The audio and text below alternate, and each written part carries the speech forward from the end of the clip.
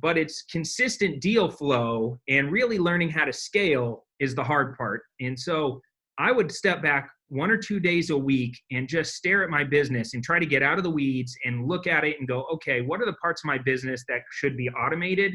What are the parts of my business that should be delegated? And I learned at a very early stage as being an entrepreneur, especially in real estate, that leverage is power.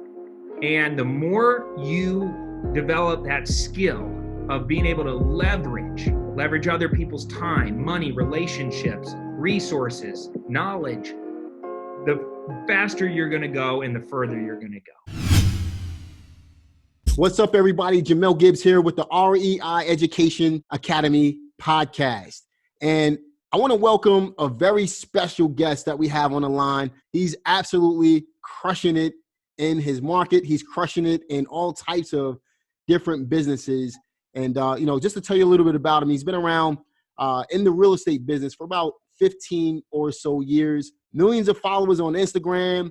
I mean, he's all over YouTube and Facebook, and he's not only a social media guy, he actually does deals. I reached out to him a few weeks ago. I really love the little videos that you have with your son, just kind of showing him how to do the business and really involving him in the business. It actually inspired me to start teaching my daughter the real estate investing business. If you guys have seen the video that I've put together a few weeks ago in regards to closing deals with my daughter, I taught her certain aspects of the real estate business, which is wholesaling, and she closed her first deal for $13,000 earlier this year.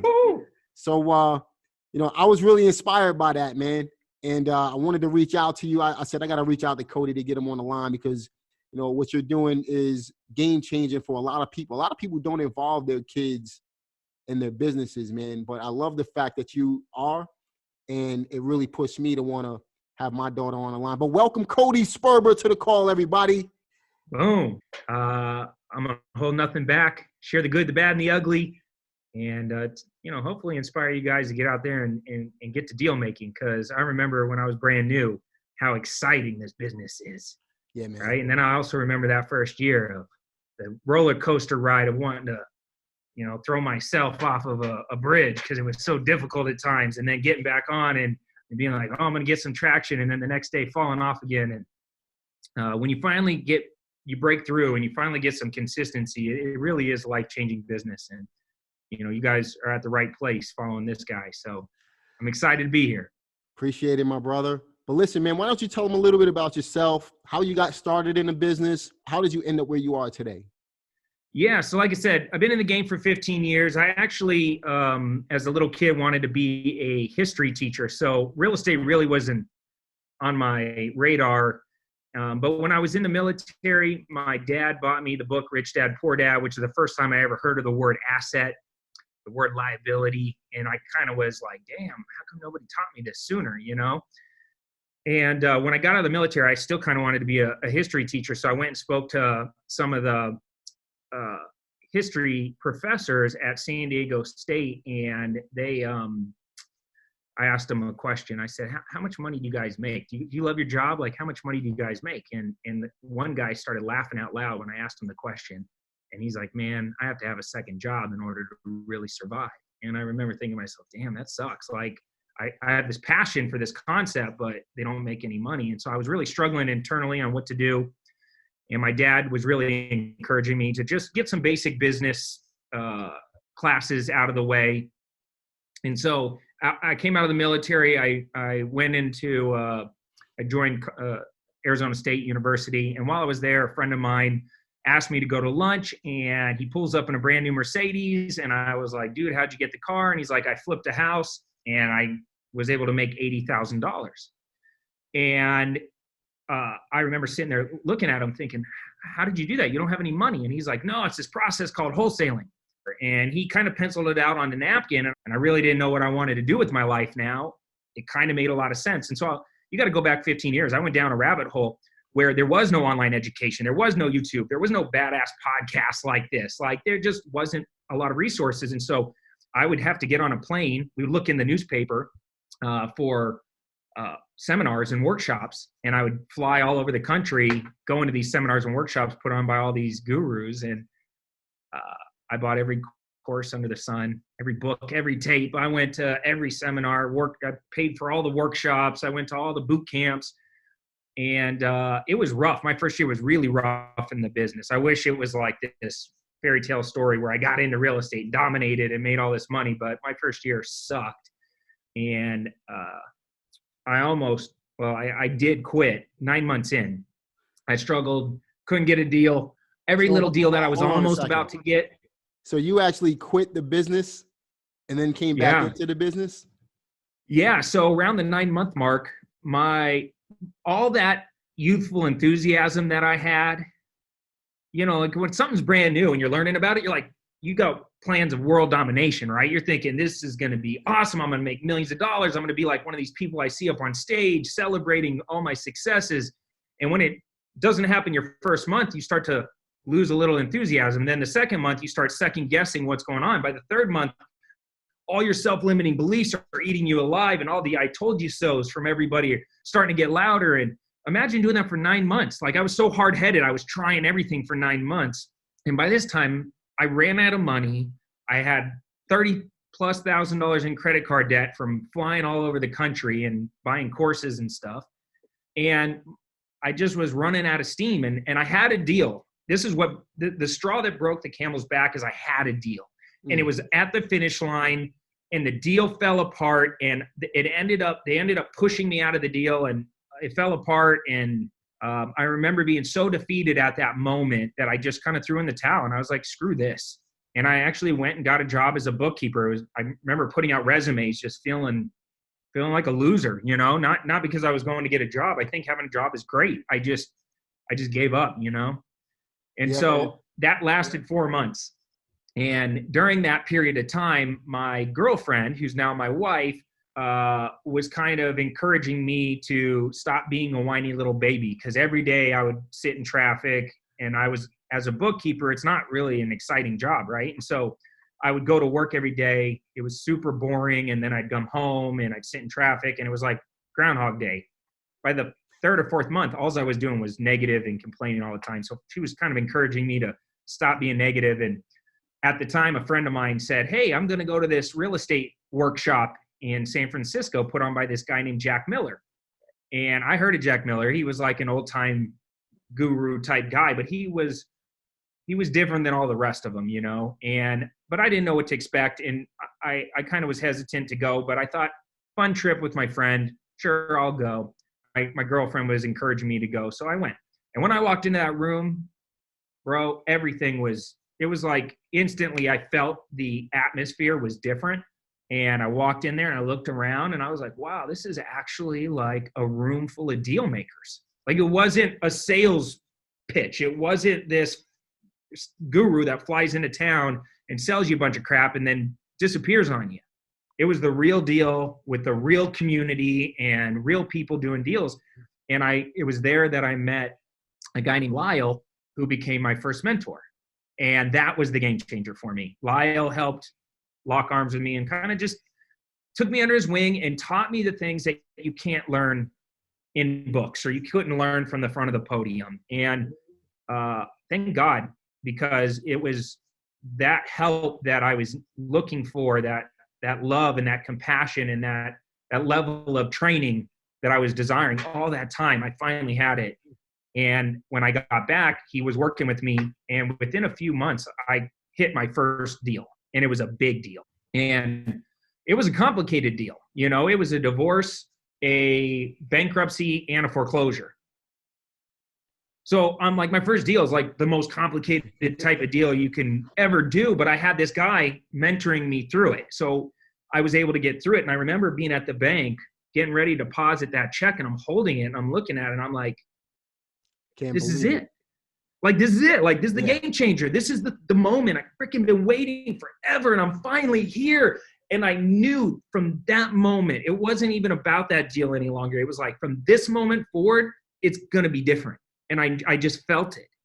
And that's awesome. It empowered me, man. And so, what happens is when you start getting the right systems and processes in place, and you start developing the right habits, right? It's like going to the gym and getting repetition to build your muscles. Like you eat right, you show up every day, you put in that workout, and you're going to start to get the results. And it's that consistency over the long period of time that started to pay off. And the distance between deal 0 and deal 1, that was 10, 12 months.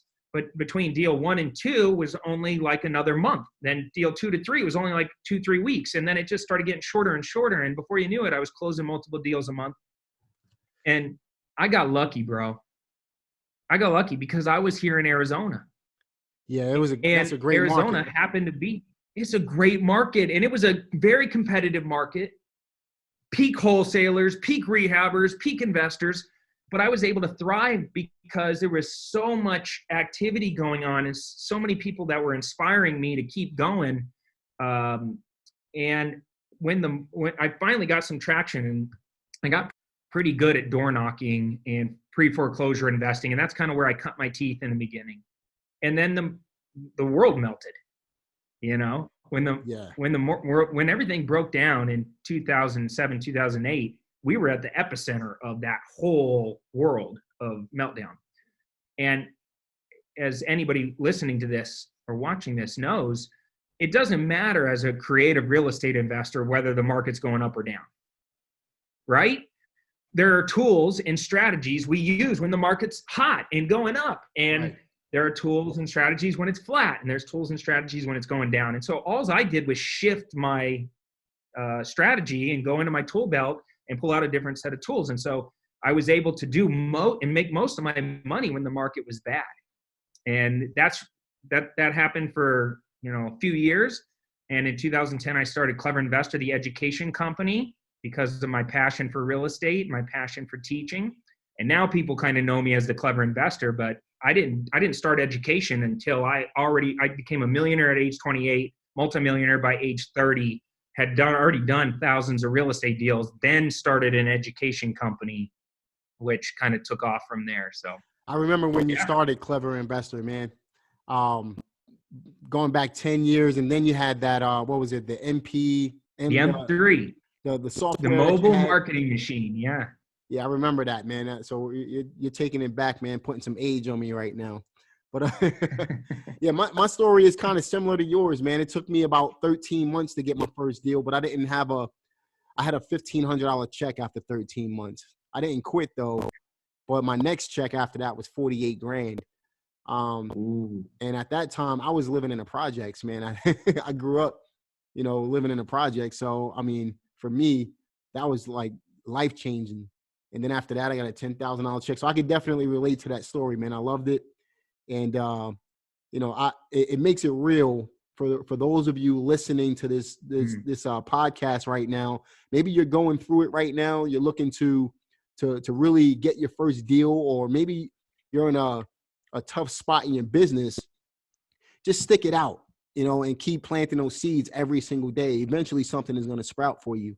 And, Cody, since then, obviously you've been, by 2010, you said by the age of 30, you were able to create a multiple $1 million business. And so let's talk about what that looks like.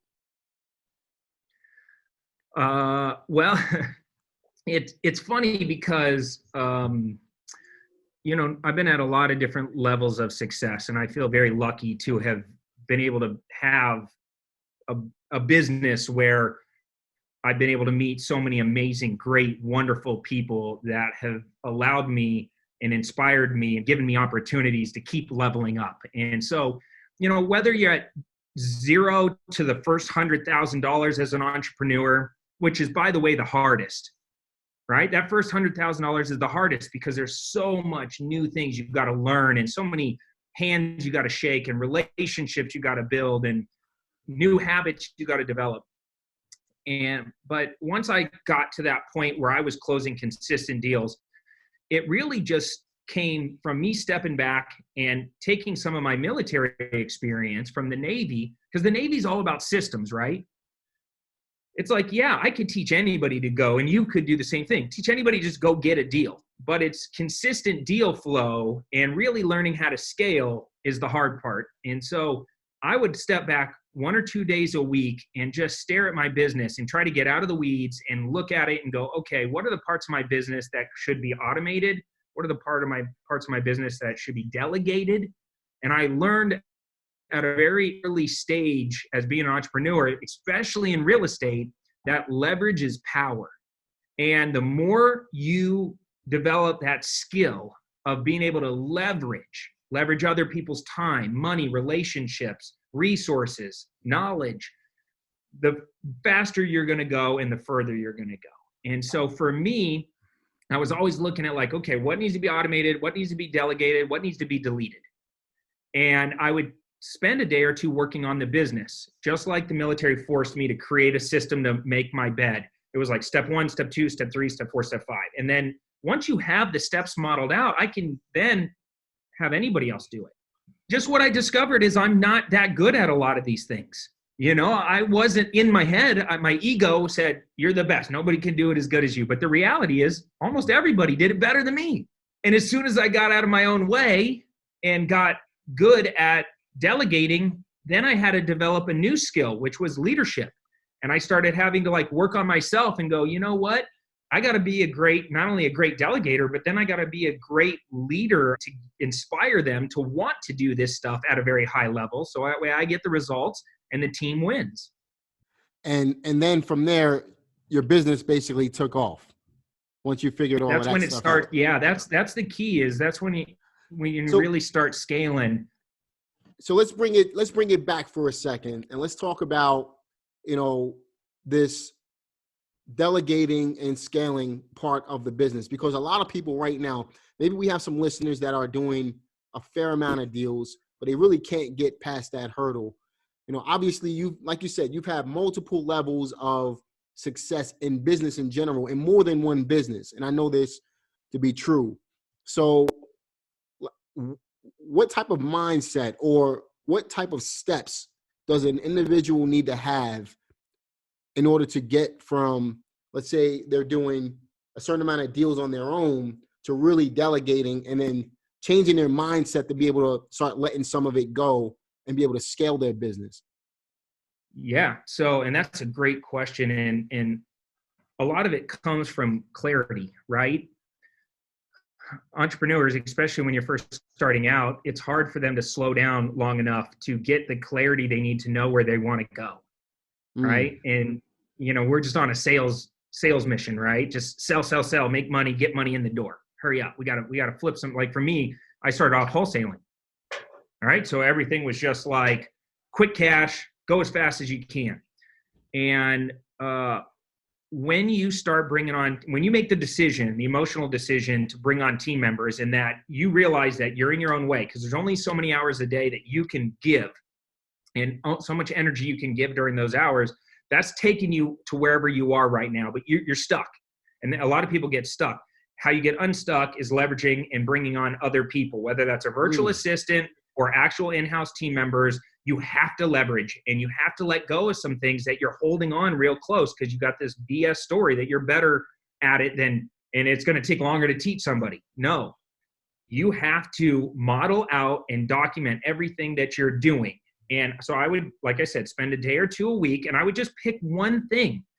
And it was a repetitive thing. Maybe it was like, let's just take building a cash buyer's list, right? Let's say I wanted to outsource building my buyer's list. Well, take one aspect of building the buyer's list. Let's just call it DMing for cash buyers, right? Very easy way for anybody to be sitting at home. You have your phone.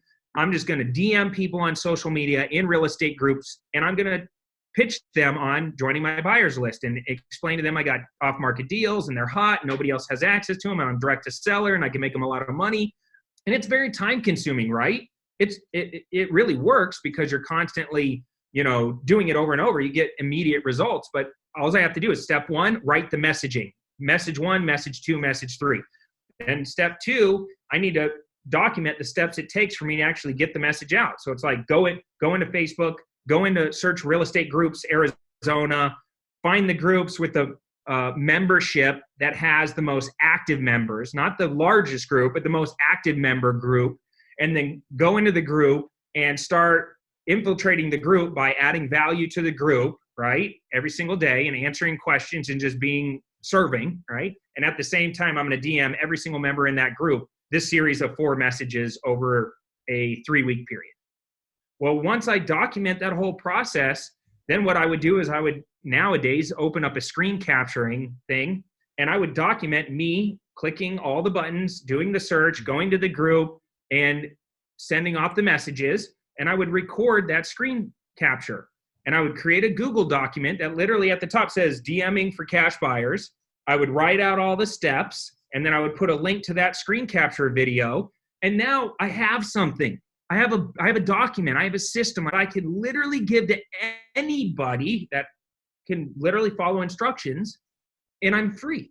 I never have to do that again. And all you got to do is copy, paste, click buttons, and follow the instructions. And I did that with every aspect of my business, man.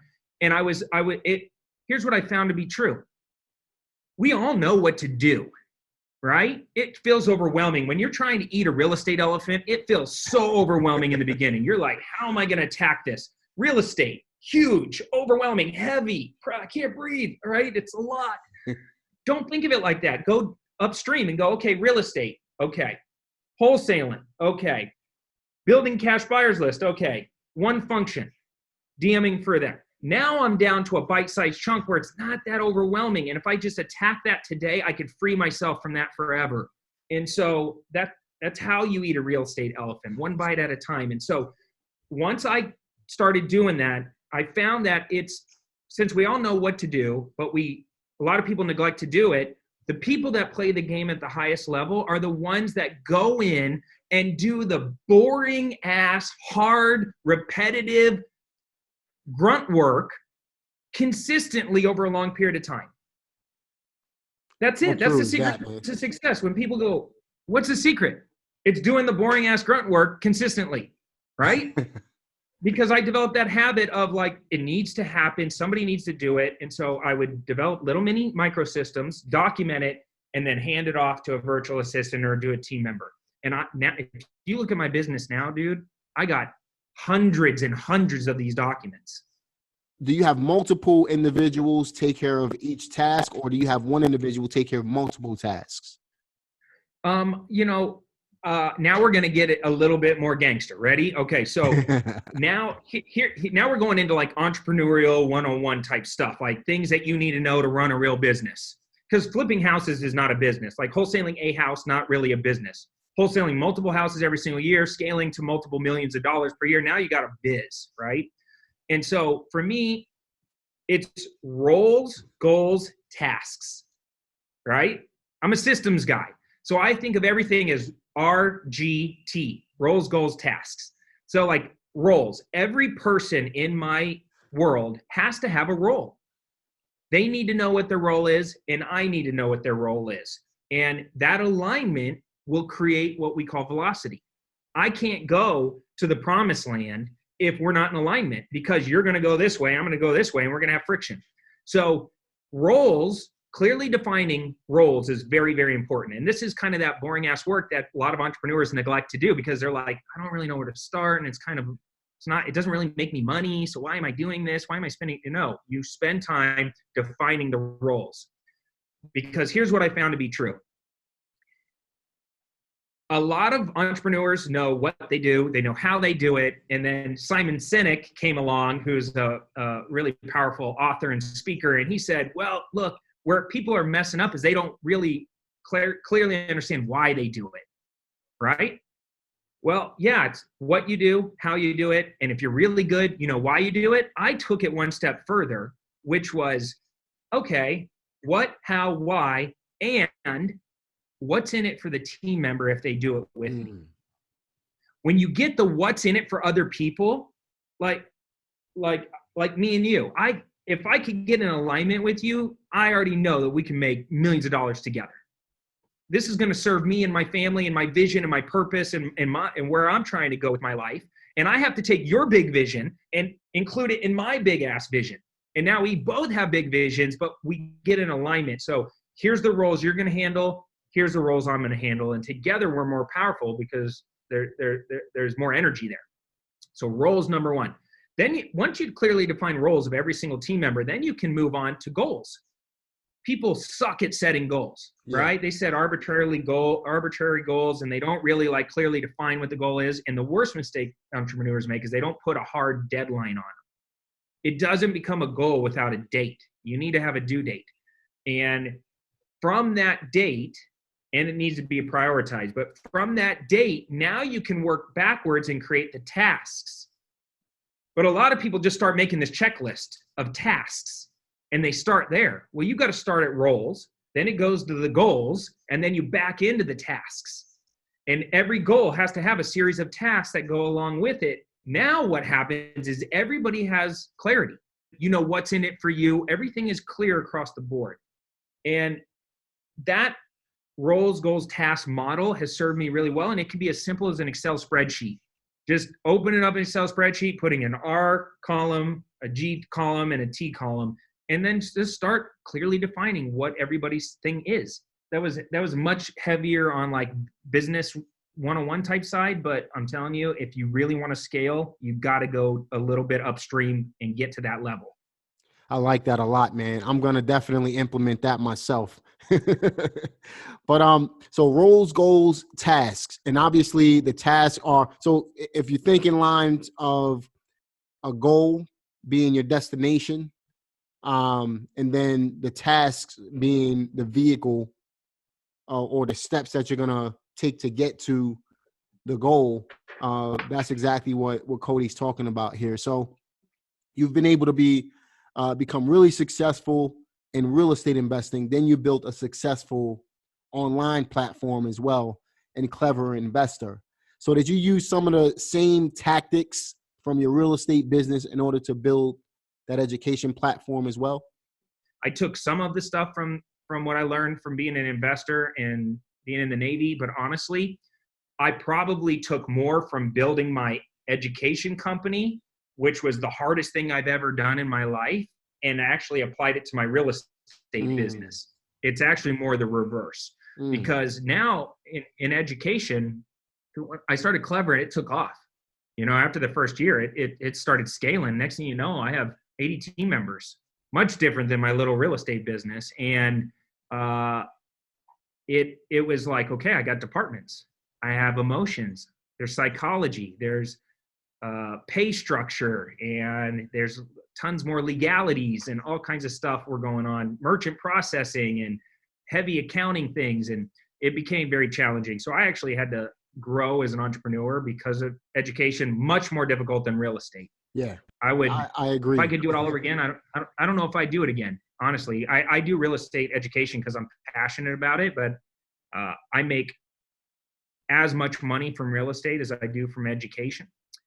And if I would have known how hard it was going to be to build my education business, I don't know if I would have done it again.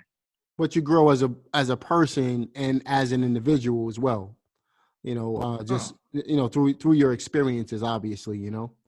But and I love it. Don't get me wrong, I love it. Just very difficult. Yeah, man. Yeah, we've talked to some of the individuals looking to grow their real estate investing business, or possibly grow a different type of business, right? But let's talk to the person that's just getting started.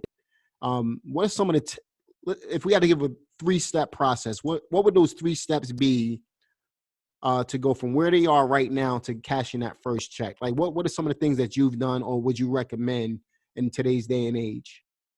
You know, for me, what's working right now, you know, it's you have to learn the language of real estate, right? So obviously you've got to educate yourself. And there's a difference between an online training video and a course or a system, right? There's so much information online. Like you could spend forever just floating around YouTube University or going into Bigger Pockets or whatever. Everybody's got advice and content that's being shoved out there. When you find somebody that's playing the game at a high level that is kind of structured and organized it, now it takes all that chaos and information and starts to pull it into like more of a formula. So you got to find a formula to follow. Once you get that and you got the language of real estate down, what's working in today's market for us is being real aggressive with the data, right? I'm here in Arizona. It's a very competitive market. Whoever is better at the data is going to get to the best deals first. Look, I can go and I can say, look, I'm going to do what everybody else does. I can fish in the MLS pond. Well, everybody, easy access. Anybody could do that, right? No skill necessary. Just find a real estate agent, make offers, buy houses. I can, maybe, get a list of foreclosures and go and door knock, or I can cold call for sale by owners or for rent by owners and search on Zillow for listings and stuff. Very low barrier to entry. The people that are winning and getting big profits, they're taking data and they're trying to figure out, okay, how can I stack this data and uncover homeowners that have high levels of motivation? Compounding And that's problems. what's working right now. Yeah. So it's like, we know that we need two things in order to get a deal done. We need motivation and we need equity, right? If somebody has a house that they own free and clear, they can, let's say the house is worth 200 grand. They could sell it to me for 200 grand, or they could sell it to me for 50 grand. It's up to them because they own it free and clear. So there's a lot of flexibility in the negotiation. But nobody's going to sell it to me for 50 grand if they're not motivated. They're going to say, why would I ever do that? Because a normal, sane person that has no pain or pressure or motivation, they're never going to do that, right? But it's people, and you have done this, I've done this. I've done things out of motivation that I normally wouldn't do in the past. And every logical human being at some moment in their life will become unlogical and motivated. And so we're looking for motivation because we need those two things. And what we know, certain things cause people to be motivated. You fall behind on your mortgage payments, you become more motivated. You lose your job, you become more motivated. You get a divorce, you become more motivated. So we can start taking the whole world of Arizona. Let's just take Maricopa County in Arizona, which includes Phoenix, Tempe, Chandler, Scottsdale, all the big cities. Well, there might be 4 million people in there. I can't send direct mail to 4 million people, too many people, right? But if I took those 4 million people and I take all the data, all the homeowner records, the public records, and I start layering in motivation layers like all the homeowners that own a house free and clear, all the homeowners that own a house free and clear that it's sitting there vacant, all the homeowners free and clear, vacant, and in foreclosure, and, going through divorce. It's like all of a sudden I'm just like, I whittled that down to 50 houses.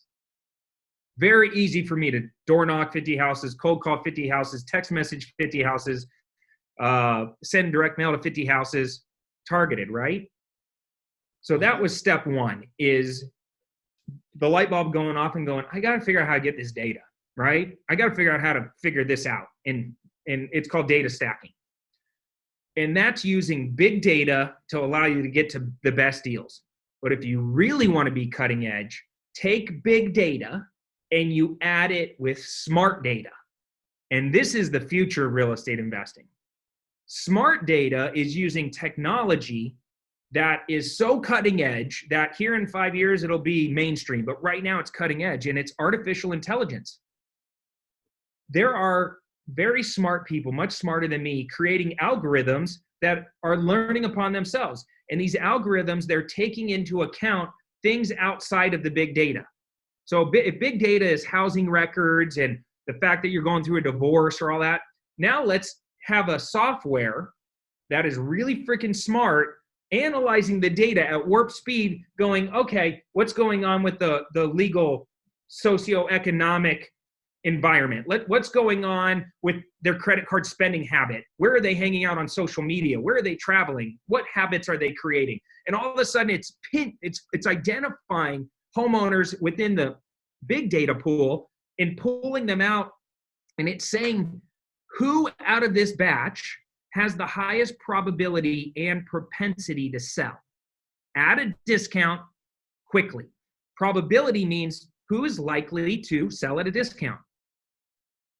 Propensity means who's likely to sell at a discount within a certain period of time, like 90 days or less. You want to get real gangster, you start thinking along those lines. Who has this software? Who has the big data and the smart data thing going on in the AI?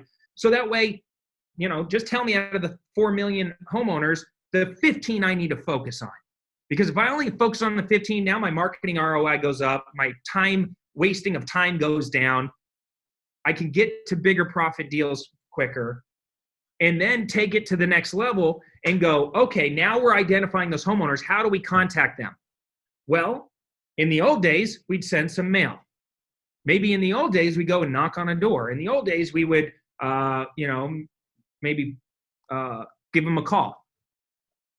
What if what's working now and what you should be doing is cross-channel, multi-channel marketing.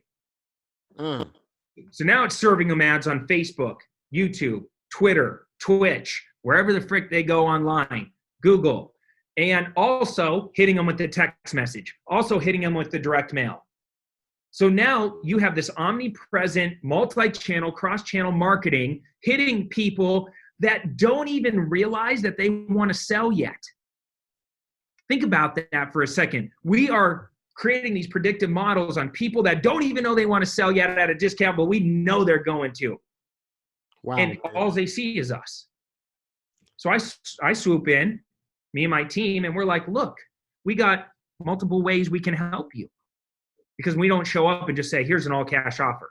Hey, here's an all-cash offer. Here's a creative terms offer. Here's a seller carryback or a subject to or a wraparound mortgage. Here's if you want to list your house and try and get top dollar. And all of a sudden, they're like, oh, I got all these options. I like these people. They're full service. They really are here to serve and help me. I'm blowing my competition out of the water. They're like, I can't even compete with that. I'm there first. I got better solutions to their housing problems that they're just discovering that they have. Awesome, man. So you went from artificial intelligence to omnipresence, and then also multi-service. I kind of run my real estate. I've run my real estate as a multi-service as well. I do a little bit of everything. So I like the fact that you do that, but you really just blew me away with the artificial intelligence, with the AI stuff, man. That's some real like futuristic rock star type of stuff that I didn't even think about it, man. That's just crazy.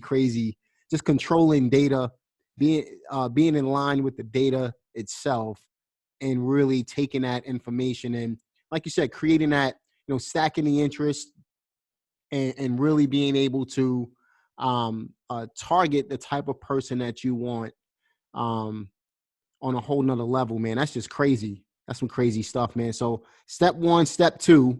Step one is, what was step one again? Step one is you got to learn. You got to learn the language. Learn it.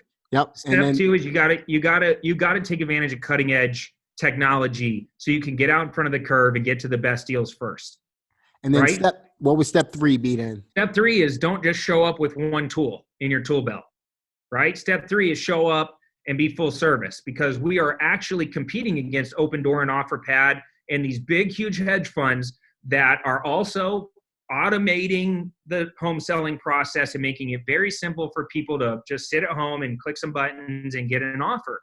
We have to show up just like they're showing up. They're showing up, they have their license, they're able to list it traditionally, they're able to make an all-cash offer, and we have to show up with even more tools, right? I could do creative deals.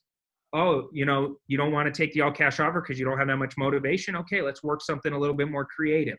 Let's do a seller carryback. Let's do a wraparound mortgage. Let's do a subject to transaction. And now, because I have more solutions, they're feeling like, wow, this is great. I'm in control, even though we're leading them in a direction. Yeah, man.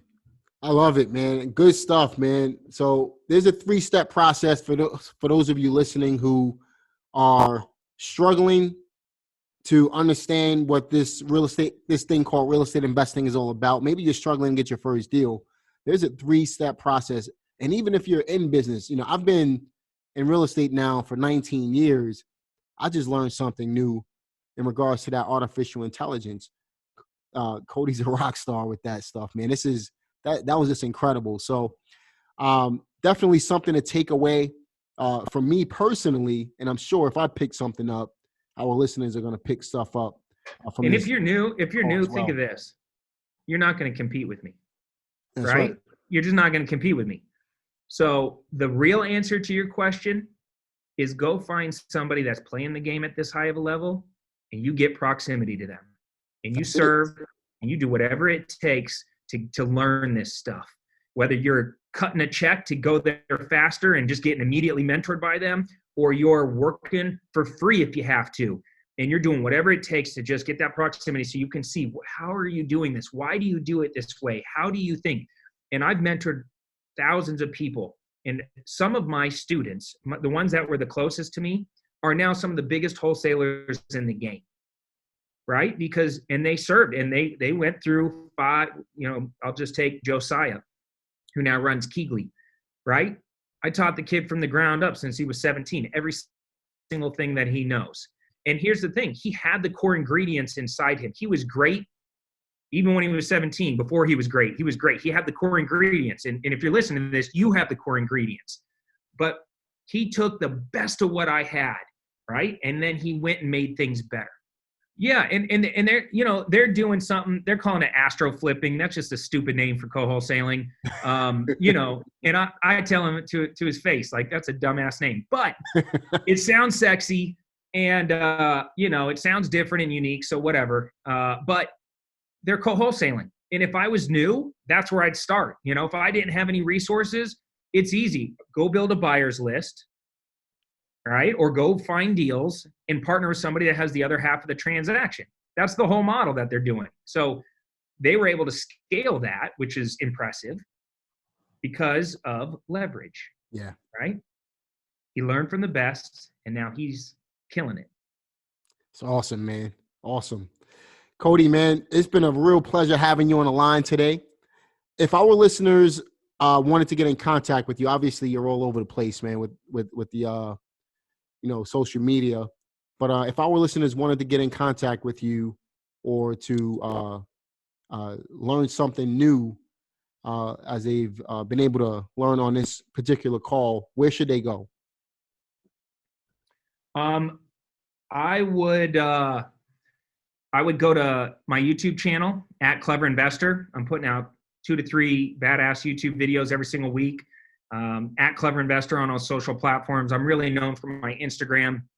I got a lot of followers on there. I'm an open book, man. I'll tell you the good, the bad, and the ugly. I've screwed every single thing up under the sun. Most things I suck at until I become great at them. And a lot of people like watching me fail and just make mistakes, because it's the real part of real estate investing. You can also text me at 602-536-6413. Awesome. That's it. You want to I'll text you back. Awesome. Repeat that number one more time. It's 602-536-6413. That's the real deal.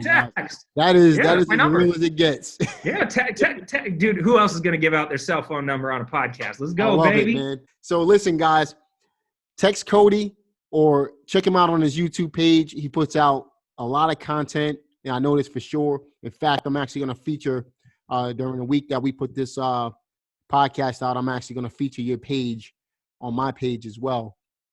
But definitely check out Cody's social media. He's on Instagram. He's on Facebook. But check out his YouTube. And also, he just gave you his text line. Text him, because he's going to text you back. But if you had to give some words of wisdom for our listeners, those of us just getting started, or those of us who've been in business for a while, and maybe we're going through some hard times, what words of wisdom would you give to these individuals that are looking to really make some money in this business and become successful? Yeah. People know me because of my millions of followers and my crazy lifestyle. And I'm so blessed because of what real estate's done for me. And I've made millions and millions of dollars. I've been at all these different levels, making $25 million a year, all kinds of crazy stuff. And I'm known as this great marketer. None of that means anything to me. The only thing that I ever want to be labeled as is a great husband and a great dad. And for me, the hardest thing I ever had to do was find balance, because it doesn't exist as an entrepreneur. It's a very difficult thing. And I just want to encourage you to always keep the main thing the main thing. I love that, man. Yeah, you want to make money in real estate. Heck yeah, we all do. And you can, and you will, right? As long as you don't quit. But the main thing is the family. The main thing is like how you started this podcast off. Get your family involved. That way there's not this separation. Bring them in. Take them around. Teach them the language of success and wealth and leadership. And show them from the beginning, look, you know, this thing is a blessing for all of us, and it is for all of us. It's not just my business and I'm off over here and I'm neglecting you. And no, we're together, we're a unit, and we're going to do this thing together. And so for me, I keep the main thing, and you need to realize balance is impossible. It doesn't exist. Make sure that you're, you know, treating your family as the number one thing in the world, and you'll be more successful because of it. Because the second my wife got behind me and my kids got behind me, I was infinitely more powerful because of that. So you do that, you'll kill it. That's fantastic, man. You know, and that's spoken from the man himself.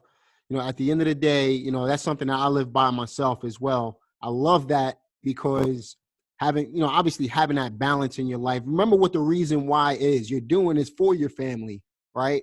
So if you lose sight of that, then that's going to hurt you in the long run. Remember why you're doing this. Remember what the reason why is, and then that keeps you balanced all the way through. I love the fact that you said put your family ahead of everything else, because at the end of the day, that's what it's all about. Love that, man. Words of wisdom from Cody Sperber, guys. It has been a real pleasure having you on this line, man. And I'm looking forward to having you again sometime in the near future, man. Whenever you need me, I'm here. I'm ready to serve. Let's do it. I gotta shoot out to the West Coast, man, and come check you out sometime. You know, the last time I saw you was probably, we're going back, DC Fawcett and Zach had an event about 7 years ago in 2013. Yeah. Remember, in Tampa? Oh yeah. That was the last time I saw you. And then you really took your business to a whole nother level after that, man. It was just crazy. But yeah, I gotta come check you out, man, and come hang out for a day or two. And you know, yeah, we'll talk offline about that a little bit more. Let's do it, man. I'm scaling right now. I'd love to have you come out to the office, check out the team, see how the whole machine works. I think you can we can vibe off each other. I can learn some things from you. We can implement, and vice versa. So cool, you got an open invitation, my friend. Awesome, man. I love that $100,000 bill in the back as well, man. But I remember when you got that the main thing. Yeah, that's right. I remember when you got that building that you guys are in now a few years ago as well, man. But yeah, let's keep in touch, man. And I'm looking forward to having you on the line again. It's been a pleasure having you guys listen to this. I mean, this has been one of my favorite episodes, guys. I picked up a lot from this episode. I'm sure you guys have as well. If you need to, go back through it again. This is definitely worth a second and third listen. And make sure you check out Cody's social media pages. Check out his YouTube. Text him, and he's going to text you back as well. It's been a real pleasure having you guys listen to us, and looking forward to having you guys on the next one as well. Talk to you then.